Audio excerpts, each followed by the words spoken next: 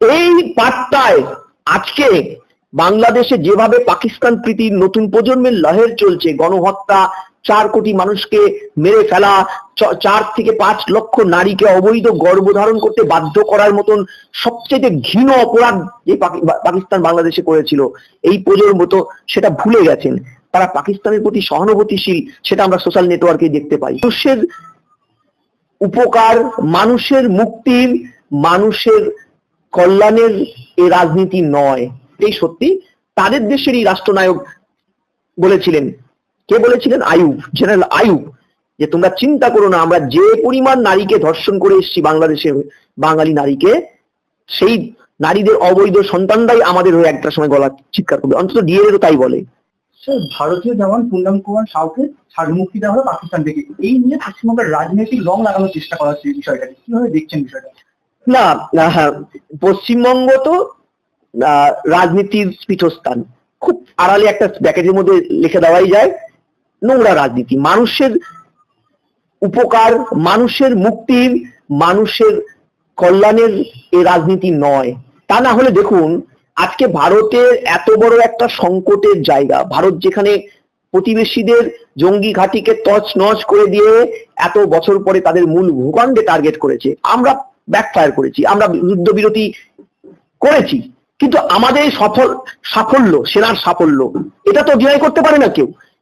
তাই সেই সাফল্যেরই একটা মুকুট হচ্ছে আজকে পুন্নম সাউকে ভারতের পররাষ্ট্র মন্ত্রক এমন একটা পরিস্থিতির সাপেক্ষে পাকিস্তানকে বাধ্য করেছে যাতে সুস্থভাবে তারা যেন ভারতের কাছে তারা পাঠিয়ে দেয় সসম্মানে। পাকিস্তানের তো ইতিহাস আছে যে আমাদের দেশের যুদ্ধ অপরাধীদের কোনোদিন তারা মুক্ত করেনি, মেরে ফেলেছে। আজও বহু যুদ্ধ অপরাধী 71-এর বা তারও আগের যুদ্ধের তাদের প্রিয়জনেরা তাদের দেহটাও পায়নি, সর্বজিৎকে আনতে পারেনি আন্তর্জাতিক আদালতের রায়ের পরেও, মেরে ফেলা হয়েছে। ফলে পাকিস্তান এই ধরনের রাষ্ট্রীয় সন্ত্রাসটা তাদের ঘরে চালায়। তারা কোন রকম জেনিভা কনভেনশন থেকে শুরু করে কোনো কনভেনশন মানে না। সেখানে গিয়ে যে ভারত পুন্নম সাউকে এনেছে, ফিরিয়ে আনতে পেরেছে অক্ষতভাবে, তার তো পুরো ক্রেডিটটা বিদেশ মন্ত্রকের। অন্তত বিদেশ মন্ত্রকের যা টুইট দেখলাম, সেখানে যদি এদেশেরই একটি রাজ্যের অঙ্গরাজ্যের মুখ্যমন্ত্রী, তিনি বিরোধী নেত্রী, দীর্ঘদিনের ক্যাবিনেটের মিনিস্টার, প্রবীণ রাজনীতিবিদ, তিনি যদি এই ধরনের একটা কথা বলেন, যে কথাটার কোন রকম ভারতের সংবিধানে অন্তত স্বীকৃতি পায় না, যে তিনি গোপন যে সোর্স আছে তার মাধ্যমে তিনি চেষ্টা করবেন পুন্নম সাউকে ছাড়িয়ে আনতে, এটা দুদিন আগে স্টেটমেন্ট দিয়ে বললেন। আজকে তার আইটি সেলের ছড়াকার, নৃত্যকার, কবিকার দেবাংশু, আর কে আছে, কুণাল বাবুরা এই যে ফলাও করে প্রচার করছে, এটা তো আখেরে ভারতবর্ষের গণতান্ত্রিক কাঠামো, ভারতবর্ষের পররাষ্ট্র নীতিকেই ছোট করা হলো নাকি? প্রথম। দ্বিতীয়, আমি ধরে নিলাম রাজ্যের মুখ্যমন্ত্রী বড্ড দক্ষ পলিটিশিয়ান, পাকিস্তানে তার অজস্র ফ্যান ফলোয়ার, পাকিস্তানের প্রধানমন্ত্রী তার সাথে কথা না বলে কোনো রাষ্ট্রীয় পলিসির রোডম্যাপই তৈরি করে না, ধরে নিলাম। মুনির তো তার সাথে কথা বলেই হয়তো পেহেলগাঁও ইনিশিয়েটিভটা নিয়েছে, ধরে নিলাম। অন্তত পাক পররাষ্ট্রমন্ত্রী তো অন্তত আন্তর্জাতিক মঞ্চে প্রেস কনফারেন্স করে বলেছে, নাম করে মমতা ব্যানার্জি, রাহুল গান্ধী, কংগ্রেস, জনতা, আমাদের সমাজবাদী পার্টি, বামপন্থীরা, তারা নাকি পাকিস্তানের প্রতি সহানুভূতিশীল। অন্তত এই দলগুলো কিন্তু তার কাউন্টার একটা স্টেটমেন্ট দেয়নি। সেই আঙ্গিকেই তাদের কথাটা সত্যি ধরে নিয়ে মমতা ব্যানার্জি হয়তো শরীফকে ফোন করেছিলেন, শরীফ সাহেব বিগলিত হয়ে ছেড়ে দিয়েছে মমতা ব্যানার্জির সহানুভূতির প্রত্যুত্তর সহানুভূতি দিয়ে। তাহলেও প্রশ্নটা হচ্ছে, তাহলে কি ভারতবর্ষে পাকিস্তান প্রীতি দেওয়ার পলিটিশিয়ানরা, যেটা বিজেপি অন্তত বারবার দাবি করে, সেটাই চরমতম সত্য? তাই যদি হয়ে থাকে, তাহলে একের পর এক বাংলাকে কেন্দ্র করে ভারতবর্ষের বিভিন্ন প্রান্তে যে পাকিস্তান বা বাংলাদেশের জঙ্গি সংগঠনের স্লিপার সেলরা পশ্চিমবঙ্গকে ঘাঁটি করে একের পর এক কাগজ বের করছে, duplicate Aadhaar card, voter card, job card, ভারতবর্ষের জব কার্ড, একাধিক জায়গায় জঙ্গিদের ভোটার লিস্টে নাম, সেটাই কি স্ট্যান্ড করে না? দেখুন, কোন একটা তো সত্যি, মমতা ব্যানার্জির কথাতে তার আইটি সেলকে আমি ছোট করছি না, সঠিক বলেছে হয়তো। তাহলে মুখ্যমন্ত্রীর কথাতেই পাকিস্তানের গোপন সোর্স বলতে পাকিস্তান পররাষ্ট্র মন্ত্রক তার গোপন সোর্সকে কাজে লাগিয়ে পাঠিয়েছে।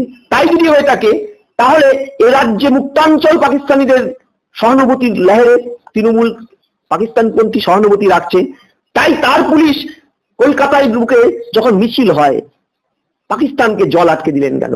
পাকিস্তানের পেহেলগামের হামলার সপক্ষে গিয়ে এখানকার বিকাশ বাবুরা যখন মিছিল করে বলেন কি প্রমাণ আছে পাকিস্তান হামলা করেছে, বরং ভারত নাকি হামলা করে ওদের শিশুদের মেরেছে, ভারত নাকি একতরফা জঙ্গিবাদকে প্রশ্রয় দিচ্ছে, তখন কিন্তু এই রাজ্যের পুলিশ কোনো ব্যবস্থা নেয় না।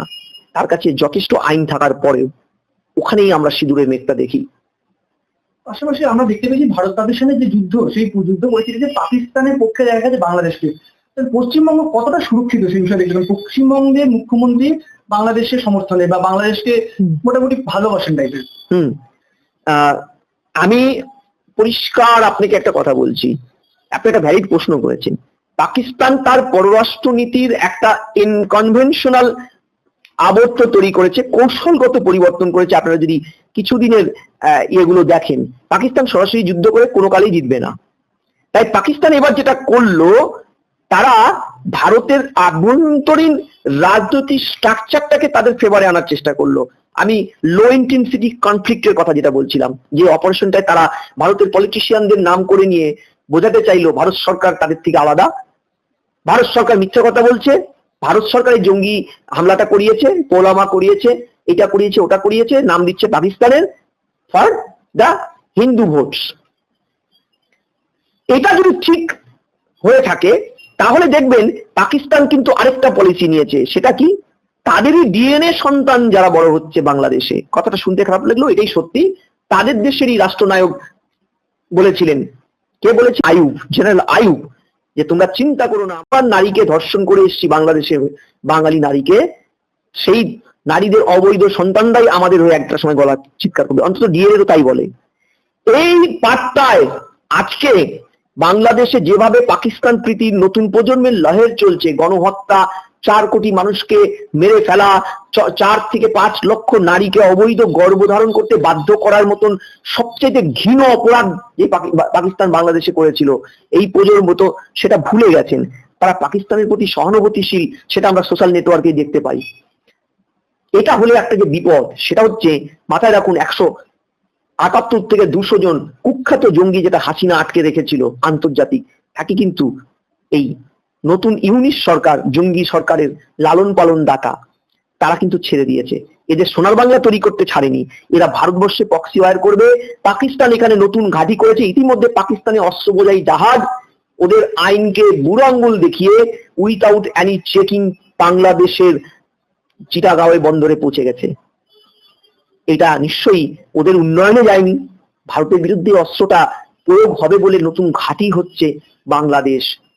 ফলে উত্তর পূর্ব ভারত দিয়ে ঢোকার, অর্থাৎ 4000 কিলোমিটার পৃথিবীর সবচেয়ে বড় বাংলাদেশ ভারতের যে বর্ডার, তার মধ্যে পশ্চিমবঙ্গে প্রায় 1000 কিলোমিটারের উপরে অরক্ষিত পশ্চিমবঙ্গ সরকার জমি দেয়নি। 2023 সালে 26 তারিখ ফেব্রুয়ারি, আপনি পরিষ্কার ভাবে তৎকালীন, সম্ভবত 26শে ডিসেম্বরই হবে, কিংবা আমার যদি ভুল না হয়ে থাকে, বা সেপ্টেম্বর, তৎকালীন অ্যাটর্নি জেনারেল আমাদের দেশের, ঠিক আছে, তারা তুষার মেহতা সুপ্রিম কোর্টে দাঁড়িয়ে এই মামলাটায় বলেছিল জমি নীতি সহজ করার পরিবর্তে সীমান্তের জমি নীতি জটিল করে বর্ডারে তৃণমূল সরকার জমি দিচ্ছে না, ফলে আমরা ফেন্সিং দিতে পারছি না, অরক্ষিত বর্ডার, ওপার থেকে জঙ্গিরা ঢুকছে। খাগড়াগড় দেখেছি, গয়ায় হামলা দেখেছি, কর্ণাটকে কফি হাউসে হামলা দেখেছি, সব পশ্চিমবঙ্গের জঙ্গি গিয়ে করেছে। এটার থেকে আরেকটা সিরিয়াস যেটা হবে, এইবার কিন্তু পাকিস্তান এই রাস্তা দিয়েও ঢুকবে, কাশ্মীর এন্ড এই রাস্তা, দুটো ফ্রন্টে ভারতের উপরে এই ছদ্ম যুদ্ধ, ছায়া যুদ্ধটা চাপিয়ে দেবে। আমি কিন্তু সেই জায়গাটাও আতঙ্কিত। চিকেন নেক কিন্তু মাত্র 22.5 কিলোমিটার, আমাদের মনে রাখতে হবে চীন ডোকালামে অব্দি পৌঁছে গেছে, পাকিস্তানের চিরবন্ধু। ফলে আমাদের কিন্তু আরো কনসাস হতে হবে। এই রাজ্য সরকারে যারা আসেন তাদের কিন্তু জঙ্গিবাদ সম্পর্কে জিরো টলারেন্স নিতে হবে। আপনি লাভলি খাতুনদের ভোটের কারণে বাংলাদেশের নাগরিকদের এসে পঞ্চায়েতে বসিয়ে দেবেন, মক্কায় চলে গেলে ওখান থেকে এখানে পঞ্চায়েতে নমিনেশন দিতে দেবেন, এটা চলতে পারে না, চলতে পারে না। মাথায় রাখবেন, এই রাষ্ট্রের ভিতরে থেকে বিভীষণের আচরণ আখিরে আপনার ঘরটাকেও কিন্তু টার্গেট করবে। পেহেলগাঁও দেখিয়ে দিল জঙ্গিরা সত্যিকারেরই ধর্ম দেখেই মারে। আপনি ওদের ভোটের কারণে ঢুকতে দিলেও ওরা যখন মারবে আপনাকেও কিন্তু ধর্ম দেখেই মারবে। একবার ভাববে না যে আপনি ওদের প্রশ্রয় দিয়েছিলেন। ভারত পাকিস্তানের যুদ্ধবিরতির মাঝখানে আমেরিকার মধ্যস্থতা কিভাবে দেখছেন? বহুভাবে প্রশ্ন উঠে আসছে সেই বিষয়ে আমেরিকার মধ্যস্থতায়। দেখুন, ভারতের রাষ্ট্রনীতিটা ছিল বরাবরই স্বতন্ত্র, জোট নিরপেক্ষ, নন অ্যালায়েন্স মুভমেন্ট ভারত পথিকৃৎ জনক। ভারতের পররাষ্ট্রনীতিতে তৃতীয় কোনো পক্ষকে আমরা কোনোদিন, বহু দুর্দিনও আমরা ঢুকতে দেইনি। সীমান্ত সমস্যা চীনের সাথে ভারতের, পাকিস্তানের সাথে ভারতের, বাংলাদেশের সাথে ভারতের, কোথাও আমরা তৃতীয় পক্ষকে ঢুকতে দেইনি। আজকে কি এমন হলো যে ট্রাম্প সাহেব তিনবার ডিক্লারেশন দিলেন, তিনি ঢুকেছেন, ভারত সরকার তার প্রতিবাদে একটা কথা বললেন না। ভারত চরম অনুকূল জায়গার থেকেও পিছপা হলো যুদ্ধবিরতিতে। এই জায়গাটা কিন্তু আজও বড্ড ধোঁয়াশা।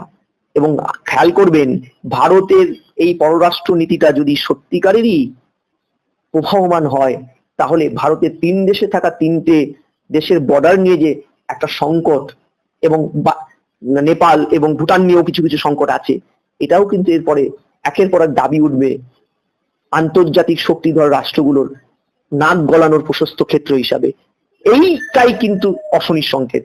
ভারতের বিদেশ নীতি, ভারতের সৈন্য, ভারতের ডিফেন্স, ভারতের ফরেন পলিসি, এমনকি ভারতের অর্থনীতি কোনোটাই ফেলনা নয়।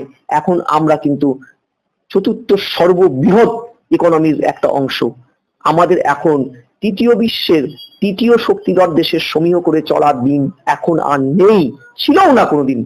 ফলে এই জায়গায় দ্রুত, অতি দ্রুত ট্রাম্পকে বুঝিয়ে দেওয়া সরকারি ভাবে, তোমার কথায় আমরা নাক গলাইনি, তোমার কথায় আমরা যুদ্ধবিরোধী সরাইনি, প্রয়োজনে পাকিস্তানকে চোখে চোখ রেখে দুমুশ করে দিতে আমরা আরেকবার ভাববো না।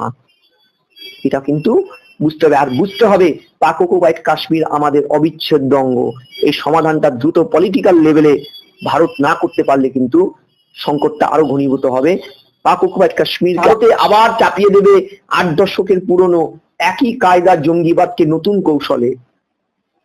এটা আটকাতে চাইলে ভারতের কিন্তু এখন সফট অ্যান্ড হার্ড ডিপ্লোমেসির সঙ্গম তৈরি করে নিয়ে একদম সুস্থভাবে আগাতে হবে। কারণ মাথায় রাখবেন, যত জঙ্গিবাদ আমাদের উপরে চেপেছে, 26/11 দেখুন, কাশবকে আমরা ধরেছিলাম, কাশবকে পাকিস্তান বলেছিল আমাদের লোক নয়।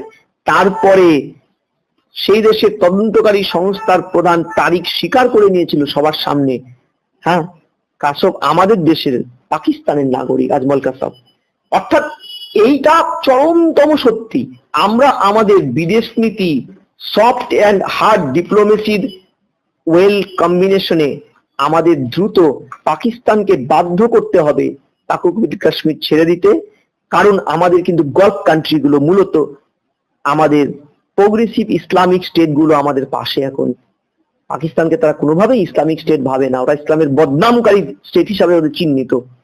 ফলে now it is the peak time আমরা ডিপ্লোমেটিক এফোর্টস দিয়ে নিউট্রালাইজড করে নিয়ে, ইকুয়ালি টেকনিক্যাল অ্যাসপেক্ট তৈরি করে এমন একটা ডিপ্লোমেটিক এফোর্ট তৈরি করব যাতে চীন আমেরিকার যে একটা প্রভাব, বেআইনি নাক গলানো, তাকে সাপ্রেস করা যায়, করে নিয়ে আমরা এগোবো, যেটা ঠিক ইন্দিরা গান্ধী করেছিলেন।